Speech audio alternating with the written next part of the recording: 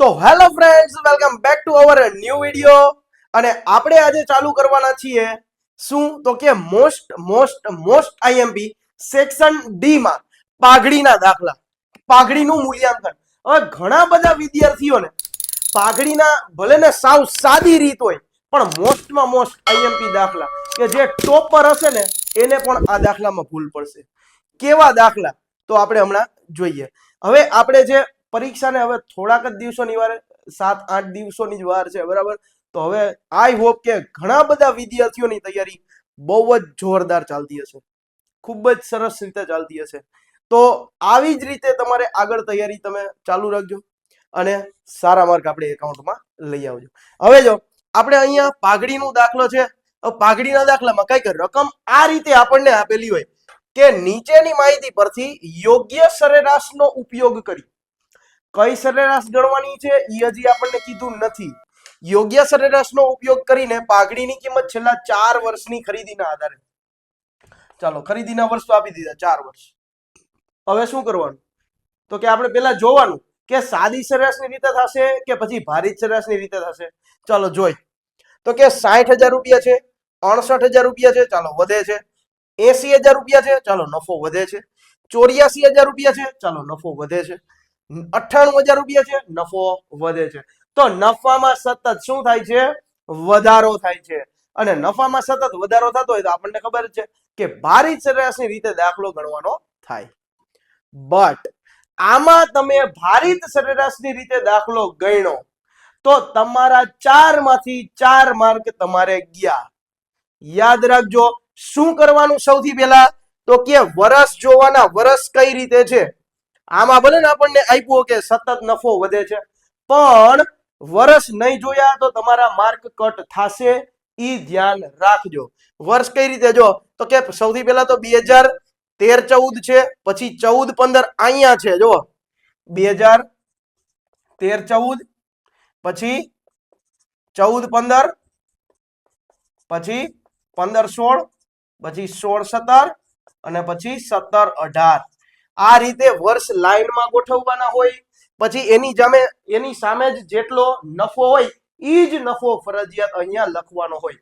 પછી જોવાનું કે સાદી સરેરાશની રીતે થશે કે પછી ભારિત સરેરાશની રીતે થશે. ચાલો જોઈ. સૌથી પહેલા 13-14 છે, 60,000 રૂપિયા છે. પછી છે 14-15, 80,000 રૂપિયા. પછી છે ઓકે સોરી 12-13 છે, એ સૌથી પહેલા આવશે. કેટલા આવશે? 12-13. 12-13 કેટલા છે? જો 84,000 રૂપિયા. ચાલો એના પછી 15-16 આપણને આપેલા છે આર્યા 68,000 રૂપિયા.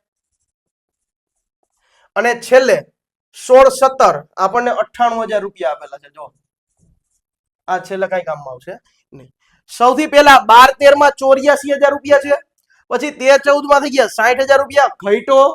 પછી 14-15 માં 80,000, 15-16 માં 68,000, 16-17 માં 98,000. ઘણા બધા વિદ્યાર્થીઓ ભલે ટોપર હોય એને પણ આવી કદાચ ને ખબર ન હોય તો આ વિડીયોથી તમને ખબર પડી હશે કે આવું આવે છે પાઘડીના દાખલામાં. તમને એમ થાય કે હાલો પાઘડીના દાખલા તો શું પેલું અને બીજી રીત છે, એ તો સાવ સહેલી, એમાં તો કઈ અડવાનું હોય. પણ આવી રીતે તમને પૂછે ને ત્યારે તમારે વાંધો આવશે. એટલે આ રીત છે ને અહીંયાથી તમને ખબર પડી હશે. હવે શું કરવાનું તો કે ભાઈ નફો તો સતત વધઘટ થાય છે, તો શું કરશી? કઈ રીતે દાખલો થશે તો કે સાદી સરેરાશની રીતે દાખલો કરી નાખવાનો. કેવી રીતે? સાદી સરેરાશની રીતે. સાદી સરેરાશનું સૂત્ર તો હવે તમને આવડતું હોય. શું? કુલ નફો છેદમાં કુલ વર્ષો. અહીં લખવાનું સરેરાશ નફો બરાબર કુલ નફો એના છેદમાં કુલ વર્ષો. ચાલો, કુલ નફો આપણને કેટલો આપેલો છે તો કે હવે આ બધાનો સરવાળો કરવો પડે. કુલ વર્ષ આપણને આપેલા છે 5. ચાલો કેલ્સી. ચાલો નફાનો હવે આપણે સરવાળો કરી લઈએ. કેટલા થાય છે તો કે 84,000 રૂપિયા, 60,000 રૂપિયા, 80,000 રૂપિયા, 68,000 રૂપિયા અને 98,000 રૂપિયા. ચાલો 3,90,000 રૂપિયા થાય છે. 3,90,000 રૂપિયા. તો 3,90,000 રૂપિયા આપણો નફો થયો. એને ભાંગ્યા 5 કર્યા એટલે ભાંગાકારમાં 5 કરીએ એટલે કેટલા રૂપિયા આવે છે તો કે 78,000 રૂપિયા આપણો સરેરાશ નફો આવ્યો. આપણો શું નફો આવ્યો તો કે સરેરાશ નફો. હવે આપણે શું ગણવું પડે તો કે પાઘડી ગણવી પડે. પાઘડીનું સૂત્ર તો ઘણા બધા વિદ્યાર્થીઓને આવડતું જ હોય અને સાવ સહેલું છે. શું કરવાનું તો કે પાઘડી બરાબર શું આવશે સરેરાશ નફો ગુણ્યા શું કરવાનું ખરીદીના વર્ષ આપણને આપી દીધા છે તો લખવાનું ખરીદીના વર્ષો. ચાલો સરેરાશ નફો આપણને આવી ગયો છે 78,000 રૂપિયા અને ખરીદીના વર્ષો આપણને આપી દીધા છે 4. તો 78,000 ગુણ્યા 4 કરો 78,000 ગુણ્યા 4 કરો એટલે આપણને 3,12,000 રૂપિયા આપણે શું મળે છે પાઘડી મળે છે. પાઘડી આપણને કેટલી મળી 3,12,000 રૂપિયા. તો છેલ્લા 4-5 વર્ષનો નફો જોયો એના આધારે આપણને ખબર પડી કે આપણા ધંધાની પાઘડી છે એ અત્યારે 3,12,000 રૂપિયા છે. બરાબર. તો આઈ હોપ કે તમને આ રીત થોડીક નવી લાગી હશે. શું કામ કારણ કે તમારે કદાચ ને આ રીત છે તમને ધ્યાનમાં ન આવી હોય. કેવી તો કે વર્ષ છે એ આડાવડા આપેલા હોય તો વર્ષ જ્યારે આડાવડા આપેલા હોય પેપર આવે ત્યારે શાંતિથી પહેલા મગજમાં આપણે વિચારી લેવાનું. પાઘડીનો દાખલો છે જોઈ લેવાનું વર્ષ કઈ રીતે આપ્યા છે. વર્ષ છે એ આડાવડા હોય તો પહેલા એને લાઈનમાં ગોઠવવાના. નફો એની સામે હોય ઈ જ આડો અવડો લાઈનમાં ગોઠવવાનો. જો નફો પણ તમે એમનેમ રાખશો તો ખબર પડશે કે ભારિત જ થશે. પણ અત્યારે થયો કેવો સાદી સરેરાશ. એટલે આ છે એ મગજમાં ધ્યાન રાખજો. ઘણી બધી વાત છે એ ધ્યાન રાખવાની છે. ભૂલ થાય અને થાય જ પણ આપણે સરખી રીતે જોયું હશે તો ભૂલ નહીં થાય. એટલે આ એક વસ્તુ છે ને એ ધ્યાન રાખજો. હવે આના જેવો જ એક છે એ સિમ્પલ દાખલો છે. સાવ સિમ્પલ દાખલો પણ એમાં તમને ઘણી બધી ભૂલ થશે. ધ્યાન રાખજો. ચાલો તો એવો આપણે એક દાખલો લઈ લઈએ. તો ચાલો આગળ હતો એના જેવો જ એક સેમ ટુ સેમ બીજો દાખલો. નીચેની માહિતી પરથી યોગ્ય સરેરાશનો ઉપયોગ કરીને પાઘડીની કિંમત છેલ્લા 3 વર્ષની ખરીદીના આધારે આપણે નક્કી કરવાની છે. ચાલો સૌથી પહેલા આપણને વર્ષ અને નફો આપી દીધો છે. નફો આપણે જોઈ કે કઈ રીતે દાખલો ગણવાનો છે સાદી કે પછી ભારી. ચલો તો પેલા નફો આપણને આપી દીધો છે 75,000 રૂપિયા 60,000 રૂપિયા પછી કેટલા છે 35,000 રૂપિયા અને પછી છે 20,000 રૂપિયા. નફામાં સતત શું થાય છે ઘટાડો થાય છે. કેટલા રૂપિયા જો 75,000 છે ઘટ્યા 60,000 ઘટ્યા 35,000 ઘટ્યા 20,000. તો આપણને ખબર પડી કે ભારિત સરેરાશની રીતે દાખલો ગણવાનો થાય. પણ આમાં પણ શું જોવાનું વર્ષ જોવાના. વર્ષમાં શું જોવાનું તો કે વર્ષમાં લખેલા છે જો પેલા તો 2016-17 છે પછી 15-16 છે પછી 14-15 છે પછી 13-14 છે. તો વર્ષ પેલા શું કરવું આપણે લાઈનમાં ગોઠવવા પડે જે હમણાં આપણે આગળ જોયું. તો વર્ષ પેલા સૌથી પહેલા લાઈનમાં ગોઠવવા પડે. તો જો સૌથી પહેલા 13-14 14-15 15-16 17 તમે એમ કહેશો કે આ ઓમ ઉતરતા ક્રમમાં છે પણ એવું ચાલે નહીં. શું કામ કારણ કે અહીંયા આપણે ભાર આપવાનો હોય અને જ્યારે ભાર આપી ત્યારે ઉપરથી જ 1 2 3 4 આપવાનો હોય એટલે એમાં ભૂલ પડે. એમાં ભૂલ ન પડે એટલા માટે આપણે વર્ષ પહેલા ગોઠવવા પડે. તો અહીં લખવાનું વર્ષ પછી લખવાનું નફો પછી લખવાનું ભાર અને પછી લખવાનું ભારિત નફો. ચાલો વર્ષ પહેલા આપણને આપી દીધા છે 13-14 14-15 15-16 અને 16-17. નફો આપણે છે એ આ રીતે જ લખશી ઊંધેથી ચાલુ કરશી 20,000 રૂપિયા પછી 35,000 રૂપિયા પછી છે 60,000 રૂપિયા અને પછી છે 75,000 રૂપિયા. ભાર કઈ રીતે ગોતવાનો તો કે ભારમાં કઈ ખબર પડે નહીં તો શું કરવાનું ડાયરેક્ટ એકડા આવડે જ છે બધાને 1 2 3 4 5 6 લખી નાખવાનું જ્યાં લગી નફો હોય ત્યાં લગી લખવાનું 1 2 3 4 ટોટલ કુલ ભાર કેટલો થાય આ બધાનો સરવાળો કરો એટલે 10 થાય. હવે ભારિત નફો તો કે કઈ રીતે તો કે નફો અને ભાર આ બેનો શું કરવાનો મલ્ટીપ્લાય કરવાનો ગુણાકાર કરવાનો. 20,000 ગુણ્યા 1 એટલે 20,000 રૂપિયા પછી 35,000 ગુણ્યા 2 35 દુ 70,000 રૂપિયા પછી છે 6 તેરી 18 1,80,000 રૂપિયા અને લાસ્ટમાં 75 ગુણ્યા 4 75 ગુણ્યા 4 એટલે કેટલા થાય 3 લાખ રૂપિયા. કેટલા થાય 75,000 ગુણ્યા 4 3 લાખ રૂપિયા. આ બધાનો તમે સરવાળો કરો 3 લાખ પ્લસ 81 પ્લસ 70 પ્લસ 20 એટલે થાય 5,70,000. તો આપણને કુલ ભારિત નફો પણ મળી ગયો અને આપણને કુલ ભાર પણ મળી ગયો. તો ચાલો હવે સૂત્રમાં મૂકી દઈએ આપણે. કઈ રીતે સૂત્ર? તો લખવાનું ભારિત સરેરાશ નફો બરાબર કુલ ભારિત નફો છેદમાં કુલ ભાર. ચાલો કુલ ભારિત નફો આપણને કેટલો મળ્યો? તો કે 5,70,000. તો લખવાનું 5,70,000 રૂપિયા છેદમાં કુલ ભાર આપણને કેટલો મળ્યો છે? 10. તો એક મીંડું ઉડાડ નાખવાનું એટલે આવે 57,000 રૂપિયા આપણને શું મળ્યો? તો કે ભારિત સરેરાશ નફો. હવે પાઘડી ગણવીએ તો પાઘડીનું સૂત્ર શું છે? તો કે પાઘડી બરાબર ભારિત સરેરાશ નફો એને ગુણ્યા ખરીદીના વર્ષો. ચાલો ભારિત સરેરાશ નફો આપણને 57,000 રૂપિયા મળ્યો એને ગુણ્યા ખરીદીના વર્ષો આપણને આપેલા છે 3. તો 57,000 ગુણ્યા 3 કરો એટલે કેટલા આવે?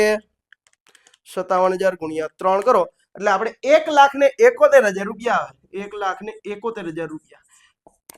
તો આપણા ધંધાની પાઘડી અત્યારે 1,71,000 રૂપિયા છે એમ કહેવાય. બરાબર. ચાલો તો આ હતો આપણો સૌ સહેલામાં સહેલો 4 માર્કનો દાખલો. પણ ટોપર હોય એને થાય આમાં ભૂલ. કઈ રીતે? તો કે આમાં ડાયરેક્ટ ટોપર શું કરે? હાલો ભાઈ સતત વધે છે શું કરી નાખો? ભાર ગણ નાખો, ભારિત નફો ગણ નાખો. પણ આવી રીતના થાય નહીં. શું ગણવું પડે? પેલા નફો. અને શું ગણવું પડે પેલા? તો કે વર્ષ. વર્ષ છે એ લાઈનમાં ગણો, વર્ષ છે એ લાઈનમાં ગોઠવો તો મેળ આવે, બાકી મેળ આવે નહીં. 4 માર્ક ડાયરેક્ટ ઉડી જાય. ચાલો તો હવે આ થયા આપણા પાઘડીઓ સાદી રીત વાળા દાખલા અને ભારિત સરેરાશ વાળા દાખલા. હવે તો કે એક આપણે જોઈ લઈએ કે અધિક નફો અથવા તો મૂડીકૃત નફો અથવા તો અધિક નફા અને મૂડીકૃત નફો. હવે જો અધિક નફો હોય એમાં 6 સ્ટેપ આવે, મૂડીકૃત હોય એમાં 5 સ્ટેપ આવે. પણ અધિક નફાને મૂડીકૃત કરવાનું હોય ત્યારે જો શું કરવાનું ને ઈ યાદ રાખો. ઘણા બધા વિદ્યાર્થીઓને આમાં જ પ્રશ્ન છે કે અધિક નફાને મૂડીકૃત કરવાનું હોય એમાં સર નથી યાદ રહેતું, ભૂલ પડે જ છે. પણ યાદ શું રાખવાનું કે અધિક નફાને મૂડીકૃત કરવાનું હોય ને ત્યારે 5 સ્ટેપ સુધી પહેલા અધિક નફાની રીતે તમે દાખલો ગણી નાખો. કેટલા સ્ટેપ સુધી? 5 સ્ટેપ સુધી. પછી 6થા સ્ટેપમાં જ એક પાઘડીનું સૂત્ર છે એ બદલે છે. શું આવે? તો કે અધિક નફાને મૂડીકૃત કરવાનું હોય ત્યારે શું કરવાનું? તો કે પાઘડી બરાબર અધિક નફો છેદમાં અપેક્ષિત વળતરનો દર અને ગુણ્યા 100 અથવા તો છેદમાં ટકાની નિશાની દબવી દો તો ચાલે. આ હતું આપણો અધિક નફાને મૂડીકૃત કરવાની રીતે. તો ચાલો આપણે અધિક નફાને મૂડીકૃત કરવાની રીતે જ આપણે એક દાખલો હું તમને શીખવાડું અને તમને ખબર પડી જશે કે સર હવે અમને દાખલા છે અધિક નફાને મૂડીકૃત વાળા એ અમને સહેલા લાગે છે. ચાલો તો આપણે ટ્રાય કરીએ ગણવાની. તો ચાલો હવે આપણે અત્યારે જોવાનું છે કે અધિક નફાને મૂડીકૃત વાળો, અધિક નફાને મૂડીકૃત કઈ રીતે કરવાની પદ્ધતિ એ દાખલો ગણવાનો છે. અધિક નફાને મૂડીકૃત કઈ રીતે કરવો? તો કે અહીંયા અધિક નફો છે એના 5 સ્ટેપ ગણી નાખવાના. પહેલું સ્ટેપ કયું આવશે? રોકાયેલી મૂડી. બીજું સ્ટેપ કયું આવશે? અપેક્ષિત વળતરનો દર. ત્રીજું સ્ટેપ કયું આવશે? અપેક્ષિત નફો. ચોથું સ્ટેપ કયું આવશે? સરેરાશ અથવા તો ભારિત. પાંચમું સ્ટેપ અધિક નફો. અહીંયા સુધી ઊભું રહી જવાનું. અધિક નફો આપણે ગણી ત્યાં સુધી. પછી પાઘડીનું સૂત્ર આવશે, ખાલી એક બદલાઈ જશે. મૂડીકૃત કરવાનું છે. મૂડીકૃત જ્યારે કરવાનું હોય ત્યારે છેદમાં અપેક્ષિત વળતરનો દર ટકા. આ વસ્તુ ભૂલવાની નહીં. અધિક નફો છેદમાં અપેક્ષિત વળતરનો દર ટકા એટલે આપણને મળે અધિક નફાને મૂડીકૃત કરવાની પદ્ધતિ. ચાલો સૌથી પહેલામાં પહેલું સ્ટેપ, સૌથી પહેલા રોકાયેલી મૂડી. રોકાયેલી મૂડી આપણને આપેલી છે 3,90,000. તો એ લખવાનું રોકાયેલી મૂડી 3,90,000 રૂપિયા. પછી બીજું સ્ટેપ આવશે અપેક્ષિત વળતરનો દર. અપેક્ષિત વળતરનો દર 10%. ત્રીજું સ્ટેપ આવશે અપેક્ષિત નફો. અપેક્ષિત નફો. અપેક્ષિત નફો આપણે શું કામ ગણવો પડે? તો કે ઈ કહું. અપેક્ષિત નફો શું કામ ગણવો પડે? તો કે આપણે જેટલી મૂડી રોકી છે 3,90,000 રૂપિયા મૂડી રોકી છે એના ઉપર આપણે કેટલી અપેક્ષા કરી શકાય કે મને આ વર્ષ પૂરું થશે ત્યાં સુધીમાં આટલો નફો થશે. તો આપણે એવી અપેક્ષા કરી કે મેં 3,90,000 રૂપિયા રોક્યા છે તો મારે કેટલા 10% નફો થશે 10% નફો થશે એટલે કે કેટલો નફો થાય તો કે અપેક્ષિત નફો બરાબર શું સ્ટેપ શું આવે સૂત્ર શું આવે તો પેલું અને બીજું સ્ટેપ આ બેનો ગુણાકાર કરી નાખવાનો એટલે આપણને મળે ત્રીજું સ્ટેપ રોકાયેલી મૂડી ગુણ્યા અપેક્ષિત વળતરનો દર ચાલો રોકાયેલી મૂડી આપણને છે 3,90,000 રૂપિયા અપેક્ષિત વળતરનો દર છે 10% તો 3,90,000 ના 10% તમે કરો એટલે 39,000 રૂપિયા આવે તો આપણે એવું ધાર્યું કે મારે આ વર્ષ પૂરું થશે ત્યાં સુધીમાં મારે 39,000 રૂપિયા નફો થશે બટ હવે શું કરવાનું તો કે ચોથું સ્ટેપ આવશે સરેરાશ નફો અથવા તો ભારિત સરેરાશ નફો અહીંયા આપણે જોવાનું આપણને વર્ષ અને નફો બે આપેલો છે 1,00,000 રૂપિયા છે 1,35 છે વધે છે 21 છે ઘટે છે 1,25 છે વધે છે 1,15 છે ઘટે છે તો સતત વધઘટ થાય છે જો આમાં છે ને વર્ષ જોવાનું આમાં વર્ષ જો 12 13 14 15 16 17 સતત લાઈનમાં આવ્યા છે તો આમાં ગોઠવવા પડશે નહીં આમાં ડાયરેક્ટ જોઈ લેવાનું નફો તો નફામાં શું થાય છે વધઘટ થાય છે તો આપણને ખબર પડી કે સાદી સરેરાશની રીતે દાખલો થશે ચાલો તો કરવાનું વર્ષ અને નફો વર્ષ નફો 12 13 14 14 15 15 16 અને 16 17 ચાલો નફો લખાવો તો કે 1,00,000 રૂપિયા પછી 1,35 પછી છે 1,20 પછી છે 1,25 અને લાસ્ટમાં છે 1,15 ચાલો આ બધાનો તમે સરવાળો કરો એટલે આપણને મળે કુલ નફો 1,00,000 રૂપિયા છે 1,35 પછી 1,20 1,25 1,15 એટલે 5,95 5,95,000 રૂપિયા આવે ચાલો હવે આપણે સૂત્ર મૂકશી અહીંયા સૂત્ર શું આવશે તો કે સરેરાશ નફો બરાબર કુલ નફો છેદમાં શું આવશે કુલ વર્ષ ચાલો કુલ નફો આપણને આપી દીધો છે કેટલા રૂપિયા છે તો કે 5,95,000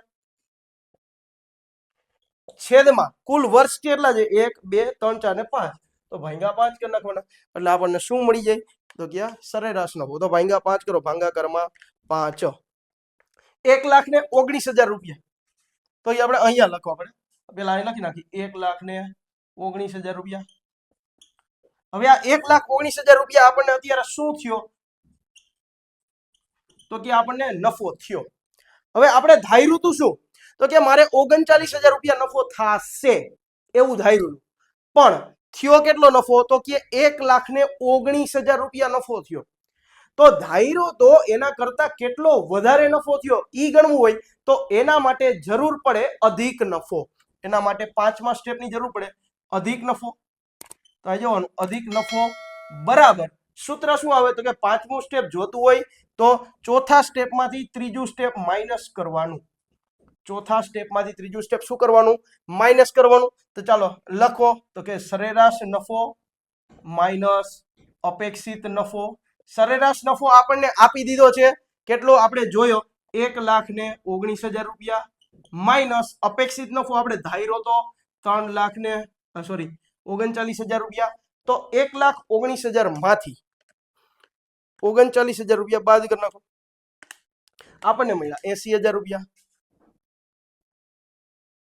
ચાલો આ 80,000 રૂપિયા છે એ આપણને અધિક નફો મળ્યો ધાર્યો તો એના કરતા 80,000 રૂપિયા આપણને વધારે નફો થયો છે 5 સ્ટેપ અહીંયા સુધી કમ્પ્લીટ શેના તો કે અધિક નફાના હવે અધિક નફાને મૂડીકૃત કરવાનું છે તો હવે સૂત્ર શું આવશે છઠ્ઠું સ્ટેપ આવશે પાઘડી લખવાનું પાઘડી છેલ્લે જે નફો ગોઈતો હોય એ ઉપર લખવાનો તો અહીં લખવાનું અધિક નફો આપણે છેલ્લે ગોઈતો તો લખવાનું અધિક નફો અને તમને બધાને ખબર છે મૂડીકૃત કરવું હોય તો શું આવે તો છેદમાં અપેક્ષિત વળતરનો દર આવે છેદમાં અપેક્ષિત વળતરનો દર અને ટકા ચાલો અધિક નફો આપણને મળ્યો 80,000 રૂપિયા છેદમાં અપેક્ષિત વળતરનો દર કેટલા છે 10% તો અહીંયા 10% લખી નાખવાનો ચાલો તો 80,000 ભાગાકારમાં ભાગાકાર કરજો ગુણાકાર ન કરતા બધાને અહીંયા જ ભૂલ પડે છે ગુણાકાર કરીને જેટલો જવાબ આવે એટલો લખી નાખે પણ 80,000 ભાગાકારની નિશાની દબાવવાની અને 10 પછી ટકાની નિશાની દબાવવાની એટલે 8 લાખ રૂપિયા આવે. કેટલા આવે? 8 લાખ રૂપિયા આવે. તો શું થયું? પાઘડી આપણા ધંધાની અત્યારે 8 લાખ રૂપિયા છે. જોયું શું થયું? અધિક નફા ને મૂડીકૃત કરવાનો. તો 5 સ્ટેપ સુધી અધિક નફાનો દાખલો ગણવાનો. છઠ્ઠા સ્ટેપમાં ખાલી એક સ્ટેપ બદલી જાય. પાઘડીનું સૂત્ર ખાલી એક બદલી જાય. અધિક નફો છેદમાં અપેક્ષિત વળતરનો દર ટકા. બીજું કાંઈ પણ ફેર પડે નહીં. તો આઈ હોપ કે તમને આ ત્રણે ત્રણ દાખલામાં ઘણી બધી મસ્ત રીતે ખબર પડી હશે. ભૂલ હવે નહીં પડે. આઈ હોપ કે હું એવું વિચારું છું કે વિદ્યાર્થીઓને હવે ભૂલ આમાં પડશે નહીં. તો મિત્રો તમારે યાર એક લાઈક તો કરી દો. આખું ટી શર્ટ ભીનું થઈ ગયું જો નીતરી બરાબર. તો એક લાઈક તો બને આના માટે. આમાંથી તમે કાંઈ પણ શીખા હોય તો પણ એક લાઈક કરી દેજો. અને યાર આપણી ચેનલ યાર એક સબસ્ક્રાઇબ કરો. તમે વિડીયો જોઈને વ્યા જાવ છો પણ ચેનલ સબસ્ક્રાઇબ નથી કરતા તો પ્લીઝ એક ચેનલ સબસ્ક્રાઇબ કરી દેજો. હવે આમાં કોઈ પણ કાઈને પણ વાંધો હોય અથવા તો હજી એકઈ કોઈ પણ ચેપ્ટરના દાખલા ન આવડતા હોય તો કોમેન્ટ કરજો. આ વિડીયોની નીચે કોમેન્ટ કરજો એટલે આપણે એ દાખલા પણ બનાવડાવશી. ચાલો અને બનાવશી આપણે. અને અહીંયા આના પછી પણ હજી ઘણા બધા વિડીયો આવવાના છે. જેટલા મોસ્ટ આઈએમપી દાખલા છે અથવા તો બીજા સબ્જેક્ટના BASP અથવા તો એના ઇકોના કોઈ પણ જે મોસ્ટ આઈએમપી પ્રશ્ન હશે એ પણ આપણે આ ચેનલમાંથી મોસ્ટ આઈએમપી પ્રશ્ન તમને કહેવાના છીએ. તો આપણી ચેનલ સાથે જોડાયેલા રહેજો. બાકી મળીએ આપણે નેક્સ્ટ લેક્ચરમાં નેક્સ્ટ દાખલા અને સમ્સ સાથે. ત્યાં સુધી થેન્ક યુ.